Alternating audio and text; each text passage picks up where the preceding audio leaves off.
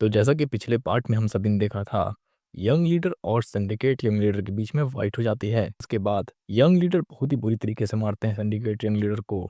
अब हम लोग देखेंगे इसके आगे पार्ट 7 में। तो पार्ट 7 के स्टार्टिंग में देखा जाता है सिंडिकेट लीडर आ रहे होते हैं और बोलते हैं ये यहाँ पे क्या हो रहा है। वो देखते हैं कि उनका बेटा ज़मीन पे गिरा हुआ होता है और वो बोलता है इसने मेरे को मारने की कोशिश की है। उसके बाद सिंडिकेट लीडर गुस्सा में आ जाते हैं और बोलते हैं तुम लोग यहाँ पे क्या कर रहे थे। जैसे ही सिपाही कुछ बोलने वाला होता है, सिंडिकेट लीडर एक तमाचा कस के मारते हैं जिसकी वजह से वो सिपाही वहीं पे गिर जाता है। उसके बाद सभी लोग देख रहे होते ये सब होते हुए और काउंट तो पूरा डरा हुआ होता है। साथ ही में बाकी के सिपाही उसके बेटे को उठा रहे होते हैं और उसके बाद सिंडिकेट लीडर बोलता है यंग मास्टर के फादर को कि इसकी रिस्पॉन्सिबिलिटी तुम लोगे। फिर यंग मास्टर के फादर यंग मास्टर की तरफ देखने लगते हैं और वो बोलते हैं आखिर यहाँ हुआ क्या था। वो सारी बातें बता देता है। उसके बाद वो सब सुनने के बाद सिंडिकेट लीडर चिल्लाते हैं और बोलते हैं बस एक छोटे से सर्वेंट की वजह से तुमने मेरे बेटे को मारा। और वो बोलता है इसका क्लैरिफिकेशन कैसे दोगे। फिर उसके बाद यंग लीडर के फादर बोलते हैं इसका रिस्पॉन्सिबिलिटी तुम्हें ही लेना चाहिए।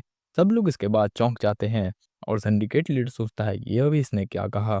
फिर वो दोनों आमने सामने आके खड़े हो जाते हैं और यंग मास्टर के फादर बोलते हैं तुम्हारे बेटे ने अपना स्वॉर्ड तक निकाला था मेरे बेटे को मारने के लिए और सभी ने देखा है कि यहाँ पे हुआ क्या था। ये सारी चीजें सुनने के बाद सिंडिकेट लीडर बहुत ज्यादा गुस्सा हो जाते हैं और वो बोलते हैं अभी तुम ये क्या कह रहे हो। इसके बाद यंग मास्टर के फादर बोलते हैं अगर ये मैटर रिवील हुआ बाहर तो सिर्फ ना ही यंग मास्टर यांग हंसेंगे बल्कि पूरा सिंडिकेट हंसेगा इस बात पे। फिर सिंडिकेट लीडर कहते हैं आखिर तुम क्या करने की कोशिश कर रहे हो। फिर सामने से लीडर बोलते हैं मैं ये सवाल सेम तुमसे पूछता हूँ तुम क्या करने की कोशिश कर रहे हो। ये सुनने के बाद सिंडिकेट लीडर पूरा हैरान होता है। उसके बाद सिंडिकेट लीडर बोलता है अब मैं तुमसे ज़्यादा बात नहीं कर सकता इस मामले में और तुमने जितने भी पैसे लिए हैं वो सारे पैसे मुझे वापस करो।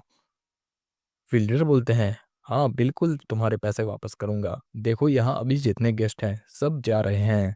ये सुनने के बाद वो दोनों और भी ज़्यादा गुस्सा हो जाते हैं और बोलते हैं यहाँ से चलो। फिर वो दोनों चले जाते हैं।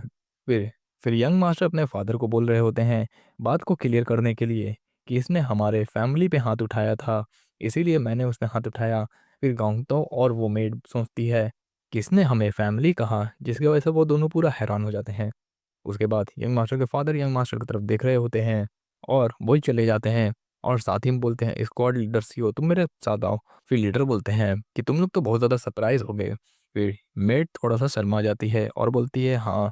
यंग मास्टर फिर बोलते हैं तुम लोग डरो मत वो बैस्टर्ड अभी कभी भी तुम्हें परेशान करे तो मुझे बताना और अब तो वैसे करेगा ही नहीं क्योंकि मैंने उसकी इतनी अच्छी पिटाई की है। तो अब तुम लोग निश्चिंत हो जाओ इस बात के लिए और अब से तुम्हें मेरी पूरी फैमिली तुम्हें प्रोटेक्ट करेगी। ये सुनने के बाद वो दोनों ही पूरी तरीके से हैरान हो जाते हैं क्योंकि ये उनके साथ पहली बार हुआ था। और वो मेड बोलती है आपका बहुत बहुत शुक्रिया। फिर गांगतो बोलता है क्या आपको डर नहीं लग रहा है यंग मास्टर। तो यंग मास्टर बोलते हैं मुझे क्यों डरना चाहिए। फिर गांगतो बोलता है जैसा कि पता है आपको ये पूरे सिंडिकेट में सबसे पावरफुल ग्रुप है। फिर यंग मास्टर बताते हैं कि भले वो तादाद में ज्यादा हो पर उनके लिए बहुत कम ही लोग लॉयल हैं पर जैसा कि तुमने हमारे स्क्वाड को देखा वो हमारे लिए बुरी तरीके से लॉयल हैं उनकी बातों से पता चलता है। पर ये सुनने के बाद भी गांगतो बोलता है फिर भी वो नंबर में अभी भी बहुत ज्यादा है। फिर वो बोलते हैं यंग लीडर नंबर में ज्यादा होने से कुछ भी नहीं होता है और वॉर इतनी आसानी से भी नहीं होती है तो तुम इसकी चिंता मत करो। साथ ही में लीडर ये भी बताते हैं कि उसने अपने बेटे को भी सही से मार खाने के बाद नहीं देखा कि उसे कितनी चोट लगी है। वो इसलिए गुस्सा था क्योंकि उसका ईगो हर्ट हुआ था और हाँ उसका नेचर एंगर का बहुत ज़्यादा डिफरेंट था। फिर लीडर सोचते हैं वो तो बहुत ज़्यादा सेल्फिश आदमी है वो सिर्फ अपने बारे में सोचता है। फिर गांग तो बोलता है मुझे कुछ भी आइडिया नहीं है आप क्या बोल रहे हो। फिर लीडर बोलते हैं तुम ये सब मत सोचो और तुम जाके रेस्ट करो। फिर पीछे से गांग तो बोलता है यंग मास्टर फिर बोलते हैं हाँ। फिर गांगतो बोलता है आपका बहुत बहुत शुक्रिया जो भी आपने पहले किया।